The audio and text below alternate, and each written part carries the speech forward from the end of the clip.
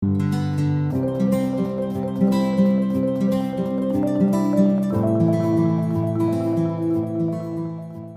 है फिर से आपका यूट्यूब चैनल मैं अपना जॉब करियर पे। मैं आदित्य। गाइज आज जॉब से रिलेटेड छोड़कर आज हम कहीं टूरिज्म प्लेस पे जा रहे हैं। यह टूरिज्म प्लेस हमारे सर जो ग्रांडेड कोचिंग सेंटर के ऑनर हैं, इन्हीं की तरफ से ले जाया जा रहा है। हमारे सर जुड़ चुके हैं। इनका नाम है उमा शंकर यादव। हेलो सर जी, आपका स्वागत है सर हमारे यूट्यूब चैनल पे। सर हमारे व्यूअर को बताएं कि आज का जो टूरिज्म प्लेस है कहाँ जाने वाले हैं हम लोग। जी हम लोग जो है धन्यवाद, हम लोग वाल्मीकि नगर जाने वाले हैं। ये हमारे पढ़ाई से रिलेटेड चीज़ होता है, वहाँ पर बहुत सारी चीज़ें जानकारी हम लोग सिलेबस में भी है, तो इसीलिए हम लोग बच्चों को दिखाने के लिए वाल्मीकि नगर ले रहे हैं। तो गाइस जैसा कि सर ने बताया कि हम लोग वाल्मीकि नगर जो नेपाल के साइड में है वहाँ पे जाने वाले हैं। वहाँ जो टूरिज्म प्लेस है, क्या क्या चीज़ें हैं घूमने के लिए, और वहाँ पे जो एजुकेशन से रिलेटेड है क्या क्या चीज़ें हैं आप सभी के लिए, आप सभी को प्रोवाइड किया जाएगा। इसीलिए आप हमारे चैनल पे लास्ट तक जुड़े रहें। और जो हमारे ग्रुप मेंबर हैं उनसे भी बातचीत करने की कोशिश करते हैं कि क्या वह तैयार है इस टूरिज्म के लिए और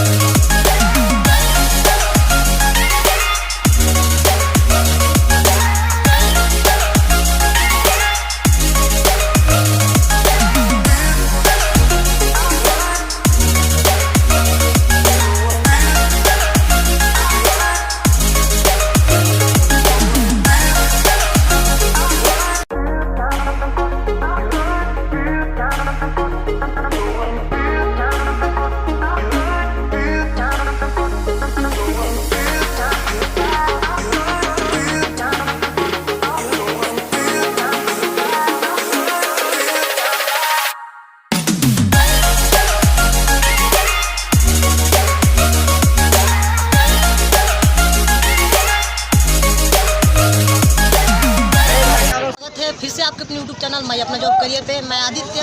गाइस आज इस समय मैं मीरगंज से वाल्मीकि नगर आए हैं जो चंपारण डिस्ट्रिक्ट में पड़ता है। और यहाँ के गाइड से हम पता करेंगे कि यहाँ का जो भी टूरिज्म प्लेस है क्या क्या घूमने लायक प्लेस है और कहाँ कहाँ हम घूमने जाने वाले हैं। तो हमारे साथ सर जुड़ चुके हैं। हेलो सर, आपका स्वागत है हमारे यूट्यूब चैनल। मेरा नाम कौशल कुमार हुआ, मैं वाल्मीकि नगर से बिलोंग करता हूं। और वाल्मीकि नगर में आपको घूमने वाली जगह आप जो ये हम लोग जो प्रेजेंट टाइम में जो खड़े हैं, ये हम लोग गंडकी मतलब नदी के पास में किनारे खड़े हैं, ठीक है। और यहाँ से हम लोग अभी जाएंगे इको पार्क, ठीक है। इको पार्क के बाद और झूला पुल कौलेश्वर झूला के बाद हम लोग कौलेश्वर जाएंगे। कौलेश्वर में आपको है त्रिवेणी, जो 3 नदी के मिलन है वहाँ पे। वो एक नारायणी है जो नेपाल से आ रही है, 2 नदी हमारी इंडिया से आ रही है, वो है तमसा और सोनभद्र, ठीक है। और उसके बाद हम लोग जटशंकर जाएंगे। जटा जो हम लोग वहाँ पे भोले बाबा का मतलब स्थान है, वहाँ पे मंदिर है। सीता माता वहाँ पे पूजा करने के लिए वहाँ आती थी, तो वहीं हम लोग जाएंगे दर्शन करने। उसके बाद हम लोग वाल्मीकि आश्रम के लिए प्रस्थान करेंगे। वाल्मीकि आश्रम में हम लोग लौह और कुश का जन्म स्थल वाल्मीकि जो मतलब कि वहाँ पे सिलोट लोड़ा है, अमृत कुआं है, घोड़ा मतलब कि जो बांधा जाता है खंबा, वो भी है वहाँ पे। तो हम लोग वहाँ से घूम करके और फिर हम लोग उसी के रास्ते हो करके फिर हम लोग यहाँ आएंगे और प्रस्थान करेंगे। और फिर यहाँ से हम लोग चलेंगे, अगर टाइम बचता है तो नेपाल की तरफ हम लोग थोड़ा सा प्रवेश करेंगे, जो गजगरा है उसको देखेंगे हैं। फिर यहाँ पर अपना वाल्मीकि नगर में मतलब कि जो पर्यटक स्थल है जैसे नरदेवी है, वहाँ पे भी हम लोग देखेंगे बाकी। और हम लोग यहाँ से फिर जैसा कि हमारे सर ने बताया कि यहाँ बहुत सारे टूरिज्म प्लेस है घूमने के लिए। लाइक सीता जी का जहाँ सीता पताल जहाँ से सीता माँ ने धरती में प्रवेश किया था, और जहाँ लौकुश का जन्म हुआ था, सीता के जो पुत्र थे लौकुश, उनके बारे में सर बताएंगे कि उनका जन्म कहाँ हुआ था और उनका जन्म से रिलेटेड जो वहाँ का पालन पोषण हुआ था, कैसे हुआ था, सब कुछ वहाँ पे रखा गया है। और सर हमें बताएंगे कि वहाँ पे क्या क्या और चीज़ें हैं। तो सर बताइए कि ये जो नदी आ रही है, ये कहाँ से नदी आ रही है? ये हिमालय पर्वत से आ रही है, नेपाल से। नेपाल से। तो ये नेपाल इंडिया की तरफ जाएगी? जी, इंडिया में। ये आधा मतलब कि जो अब गेट देख रहे हैं ना 36 पाया, हाँ। इसमें आपको आधा नेपाल पड़ जाता है और आधा इंडिया पड़ता है।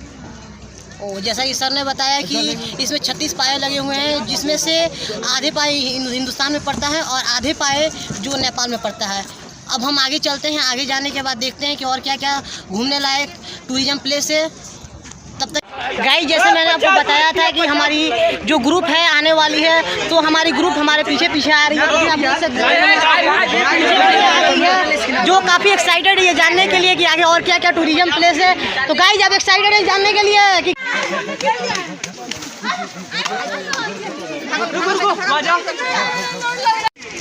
गाइस, जैसा कि आप देख सकते हैं, जो आप कश्मीर में बर्फ की यहाँ पे ठंड के दिनों में काफ़ी ज़्यादा ठंड पड़ती है, और ये कश्मीर की वादियों कहें तो उससे कम नहीं होगा, और ये कश्मीर की वादियों से भी कम नहीं है। जैसा कि हम कैमरामैन से कहेंगे दिखाने के लिए कि आप दिखाइए यहाँ पे कि ये जो वादी है ये कश्मीर की वादियों से कम नहीं दिखाई दे रही है।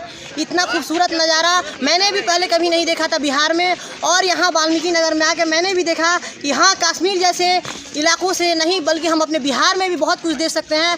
अगर आप भी कहीं से बिलोंग करते हैं तो एक बार ज़रूर आएँ इस वाल्मीकि नगर में, और यहाँ के ये जो पहाड़ का है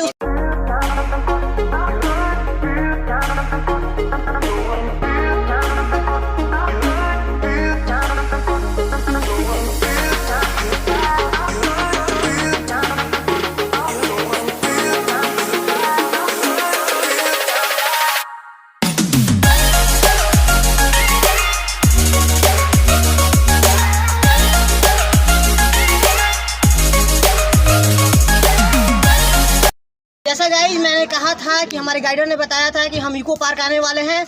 तो गाइज हम लोग इको पार्क आ चुके हैं, तो हमारे साथ सर जुड़ चुके हैं। सर बताइए इस इको पार्क के बारे में कि इको पार्क है क्या और इसमें हमें क्या क्या देखने को मिलेगा। इसमें हमारे बिहार सरकार ने वाल्मीकि नगर में भ्रमण के लिए आजा भाई आजा, तू भी आजा। एक इको पार्क बनाया गया है, जिसमें पर्यावरण के बारे में जिसमें जो है इकोलॉजी सिस्टम को बैलेंस किया गया है, और वहीं के गेट पर हम लोग हैं। और हमारे साथ यहाँ के गाइड, क्या नाम होगा सर आपका? इधर मुँह कीजिए सर। हम लोगों के साथ हैं हमारे गाइड कौशल कुमार श्रीवास्तव जी, ये भी यहीं के हैं। इन्हीं के मार्गदर्शन में हम लोग यहाँ क्या करेंगे, घूमेंगे। और हमारे साथ जो है 9 क्लास से लेकर 12 क्लास के विद्यार्थी है। गारंटी कोचिंग सेंटर जो है थाना रोड मीरगंज से हम लोग हैं। मेरा नाम उमा शरण यादव होगा, और इस इको पार्क के गेट पर हम लोग सभी आदमी चारों तरफ। ये गारंटेड कोचिंग की तरफ से है, मैं भी इनका स्टूडेंट रह चुका हूँ। इनका जो संस्था चलता है थाना मोड़ के पास चलता है, थाना के जस्ट पीछे, जहाँ पे 8 से लेकर 12 तक की पढ़ाई की जाती है, कराई जाती है, जिसमें आपको साइंस और इंग्लिश पे ज़्यादा फोकस किया जाता है। अगर आप भी मीरगंज, सिवान और गोपालगंज जैसे सिटी से रहते हैं, अगर आप अपने बच्चों के करियर के बारे में बढ़िया फ्यूचर बनाना चाहते हैं साइंस के फील्ड में, तो आप हमारे सर से कांटेक्ट करें। मैं इनके कांटेक्ट का नंबर डिस्क्रिप्शन में दे दूँगा, आप वहाँ से सर से कांटेक्ट कर सकते हैं। तो गाइज हम लोग आ चुके हैं इको पार्क, तो हम अपने दोस्तों से जानने की कोशिश करेंगे कि वो कितना एक्साइटेड है इस इको पार्क के लिए। कैमरामैन से मैं कहूँगा कि बताओ, पूछेंगे, बताइए। तो मैंने अपने फ्रेंड से बात करने की कोशिश करूंगा कि ये लोग कितने एक्साइटेड हैं। गाइस आप लोग कितने एक्साइटेड हैं? जैसा हमारे गाइड ने बताया बहुत सारे एक्साइटेड हैं। मैं भी यहाँ पहली बार आया हूँ, यह मेरे लिए फर्स्ट डेस्टिनेशन है, और मैं भी बहुत एक्साइटेड हूँ इस इको पार्क के लिए। इको पार्क में आखिर क्या क्या चीज़ें हैं, क्योंकि यह काफ़ी फेमस पार्क है इस वाल्मीकि नगर का। इसके बाद मैं सीता जी का जो स्थल पर जाऊँगा।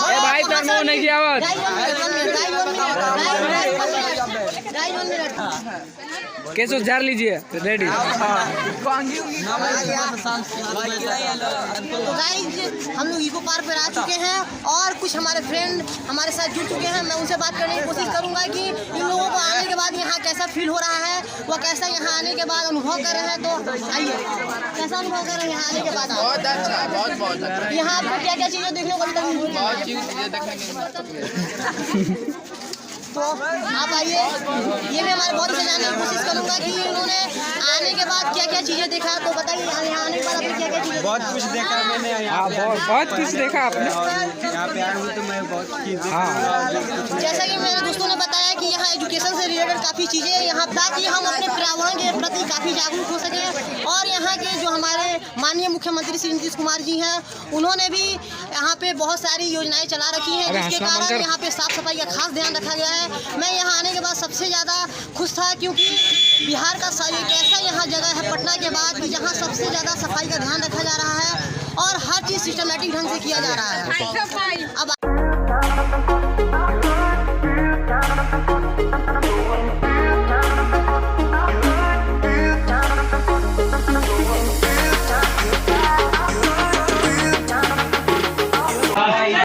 और आगे जाने के बाद हम देखते हैं कि ये झूला कैसा अनुभव होता है, क्या ये डर है। तो आइए देखते हैं।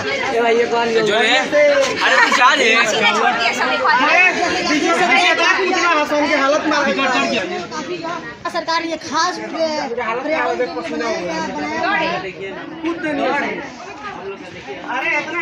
सच में बताऊं तो यहाँ आने के बाद कुछ जन्नत का दरवाजा से कम मुझे अनुभव नहीं हो रहा है। कुछ जन्नत के दरवाजा से कम पौधे हैं और आसपास जंगल ही पहुँच चुके हैं। अब आधे रास्ते पहुँचने के बाद फील कर रहा हूँ, क्योंकि इस यहाँ तक जाता है। आइए हमारे साथ और आपको भी दिखाने की कोशिश करूंगा। देखिए यहाँ पे जो झूले को इतने बेहतरीन तरीके से डिजाइन किया गया है, ना यहाँ पे पर्यावरण को कोई क्षति पहुँचाई गई है, ना यहाँ इन्वायरमेंट को कोई क्षति पहुँचाई गई है। पेड़ को काफ़ी अच्छे तरीके से उसे डिजाइन करके बनाया गया है, ताकि पेड़ को भी कोई नुकसान ना हो और हमारा जो पुल हो वह भी काफ़ी बेहतरीन तरीक़ों से बन सके।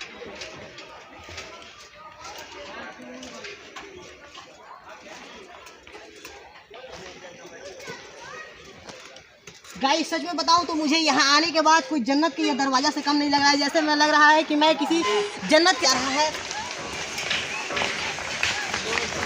अब पहुँच चुका हूँ और हमारे सर भी हमारे साथ हैं, उनसे भी मैं जानने की कोशिश करूँगा कि यहाँ आने के बाद उन्हें कैसा फील हो रहा है। आइए हम सर से भी जानने की कोशिश करते हैं।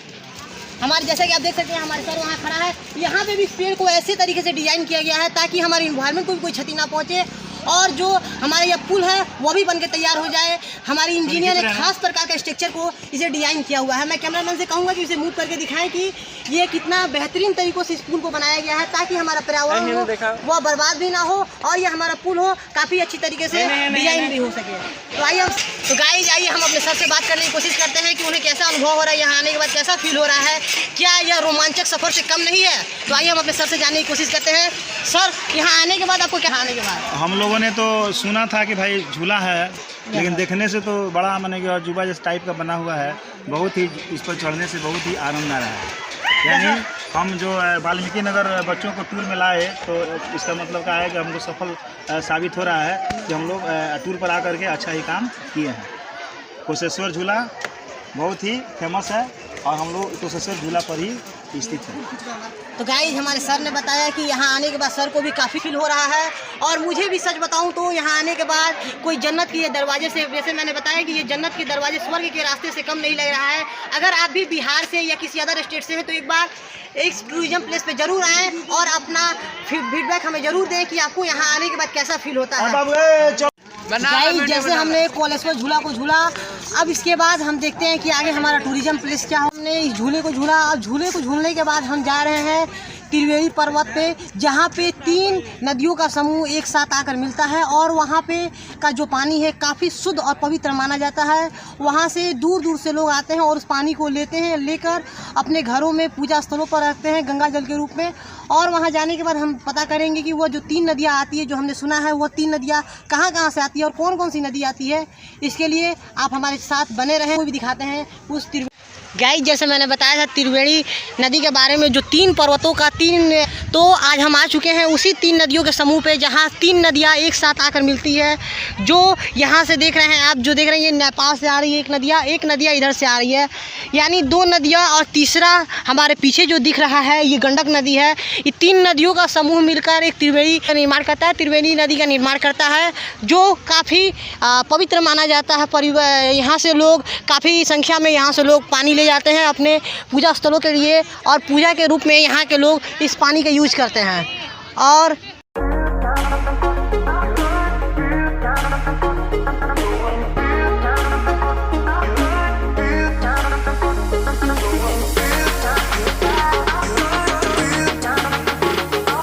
गाइस हम पहुंच चुके हैं वाल्मीकि अभयारण्य में, जहां पे इस अभयारण्य में बहुत सारे हमें जंगली जानवर भी देखने को मिलेगा, like as tiger and many types of animals यहाँ देखने को मिलेगा।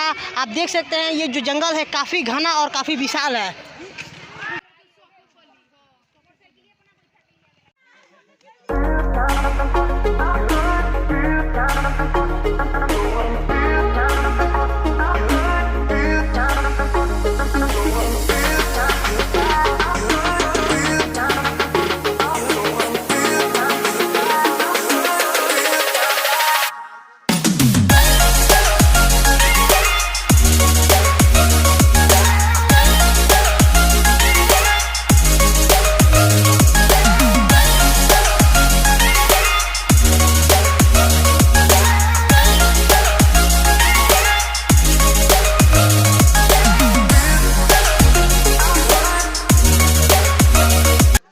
गाइस इससे पिछले सीरीज में हमने देखा था वाल्मीकि नगर का फर्स्ट अभयारण्य। अब हम जाने वाले हैं सेकंड अभयारण्य। ये भी काफ़ी रोमांचक भरा हुआ है। वो आगे जो हमने देखा था अभयारण्य, उससे भी एक खतरनाक अभयारण्य है। और इस अभयारण्य के बारे में मैं आपको कुछ बताने की कोशिश करूंगा। जैसा आप सभी यहाँ देख सकते हैं लिखा हुआ है, यहाँ पे कुछ नोट्स वगैरह लिखे हुए हैं, जिसमें नाम दिया गया है कि जटाशंकर वाल्मीकि आश्रम से भालू थापा दोन जाने का रास्ता। यह वन क्षेत्र वन्य प्राणियों आश्रय का क्षेत्र है। बिग अनुमति के बिना अनुमति के अंदर जाना मना है। यह जो जंगल है वह जटाशंकर का जंगल है, जो वाल्मीकि जिन्होंने रामायण की कथा लिखी थी, ये उन्हीं का जंगल है। और उन्हीं के नाम पर इस जंगल का नाम वाल्मीकि अभयारण्य पड़ा हुआ है। इससे पहले इसका नाम भैंसा लोटन था, और यह प्रेजेंट टाइम में इसका नाम वाल्मीकि नगर या कहे तो वाल्मीकि आश्रम या वाल्मीकि अभयारण्य के नाम से जाना जाता है। और क्या इस बात करूं तो मुझे लग रहा है, क्योंकि इस समय रात हो चुकी है और कभी भी कोई भी जंगली जानवर यहाँ से दिख सकते हैं। गाइस हम पहुंच चुके हैं नेपाल और इंडिया के जस्ट बॉर्डर पे, जहां उस पार आप देख सकते हैं, उस पार नेपाल है और इस पार इंडिया है। और हम लोग जाने वाले हैं नेपाल में, और वहां जाकर हम आपको दिखाएंगे कि नेपाल का क्या व्यूज है। और मैं बहुत ज़्यादा एक्साइटेड हूं नेपाल में जाने के लिए, और आगे जाकर मैं आपको दिखा रहा हूं कि नेपाल जैसे कंट्री में क्या क्या फैसिलिटी मिलती है। जैसे आप देख सकते हैं वहाँ पे एक जो यहाँ नेपाल का सिक्योरिटी फोर्स हैं वहाँ पे खड़े हैं। मैं उनसे ही बात करने की कोशिश करूँगा और आप लोगों को बताऊँगा कि गाइस, जैसा कि हमने आपको कहा था कि हम बॉर्डर क्रॉस करने वाले हैं, और बॉर्डर क्रॉस करने के बाद हम नेपाल में आ चुके हैं। और इस साइड देखेंगे तो आप ये इंडिया है और हमारा ही देश, और इस साइड नेपाल है। और नेपाल के जो यहाँ पे बॉर्डर सिक्योरिटी साहब हैं, उनसे भी हम बात करने की कोशिश करेंगे, वो दिन रात कैसे लगे रहते हैं हम सभी को